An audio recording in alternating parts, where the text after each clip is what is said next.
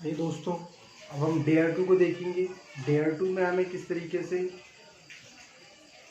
बात करनी है और डेयर टू को कहाँ का यूज़ करना है, ये सारी चीज़ें हम देखेंगे। जो बेसिक कंटेंट है वो सारी चीज़ें क्लियर हो जाएंगी और हम डेयर टू से बात करेंगे। मोस्टली लड़कियाँ डेयर का उपयोग करती है हिम्मत के लिए। तो हम देखते हैं डेयर टू को। डेयर टू, हिम्मत होना, पढ़ना सकता। ठीक है, फॉर्मूला क्या है? वही subject plus dare to plus V1 plus object plus extension. Expression क्या है? कोई भी कार्य करने की हिम्मत देता है, कोई भी कार्य करने की हमें हिम्मत की बात करेगा, है ना। कोई भी एक प्रकार से कहना चाहिए दम या वजन या कॉन्फिडेंस की बात करते हैं। नोट, इंट्रोगेटिव WH वर्ड में डेयर के साथ टू नहीं लगेगा। 4 फॉर्मूले हैं तो 2 ऊपर के में लगेगा सिंपल और नेगेटिव में। इंट्रोगेटिव WH वर्ड में टू का कोई उपयोग नहीं रहेगा और 2 में रहेगा सिंपल और नेगेटिव में। तो हम सेंटेंस देखेंगे, आप बनाने की कोशिश करेंगे सेंटेंस। मैं पढ़ देता हूँ आपके लिए, 10 सेकेंड है। मुझे अपने पिताजी के सामने जाने की हिम्मत नहीं पड़ती। किसी में हिम्मत जो मुझसे लड़े। माइकल लाल। क्या तुम यहाँ से कूद सकते हो? आप बनाए, जल्दी से कोशिश करें। मैं भी कोशिश करता हूँ।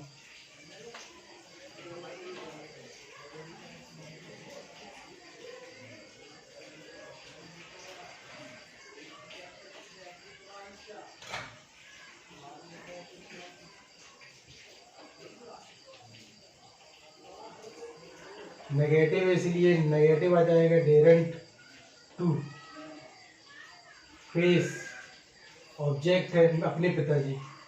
माय डैड या फादर, जो भी कर सकते हो। किसी में हिम्मत है, किसी के लिए हु लगाते हो। हु डेयर, हु डेयर, क्योंकि WH वर्ड नहीं सब्जेक्ट, लेकिन WH वर्ड की जगह काम करता है, इसलिए हम टू नहीं लगाएंगे।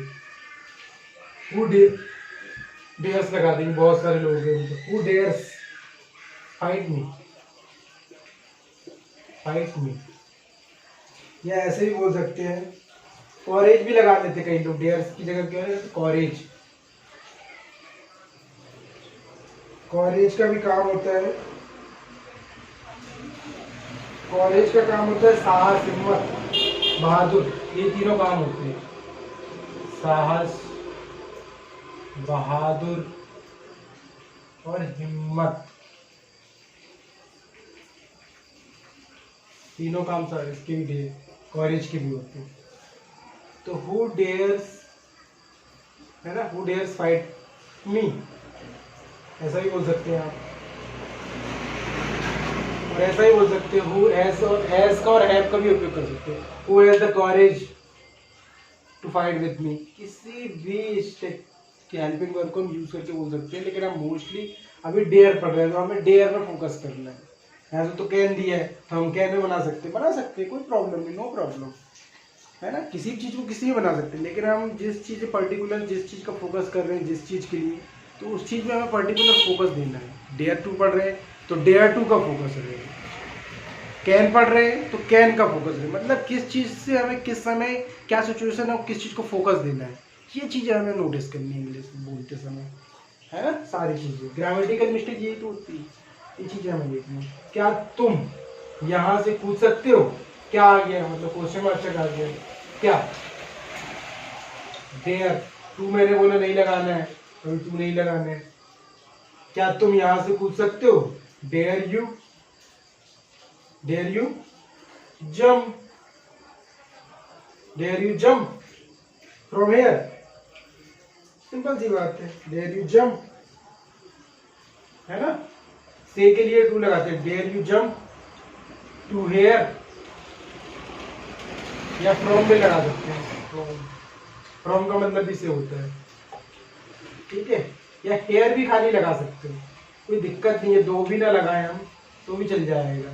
कैन यू जंप हेयर, ठीक है। तो आपको ये सारी चीज़ें देखनी है। अगर आप मेरे चैनल पे नए हैं तो मेरे चैनल को सब्सक्राइब करिए। आपको नेक्स्ट एपिसोड देखने के लिए मेरे चैनल को जरूर सब्सक्राइब करिए। Thank you. आप स्क्रीनशॉट लेके भी पढ़ाई कर सकते हैं और चीज़ों को लिख के भी समझ कर सकते हैं, प्रॉपर नोट्स बना सकते हैं।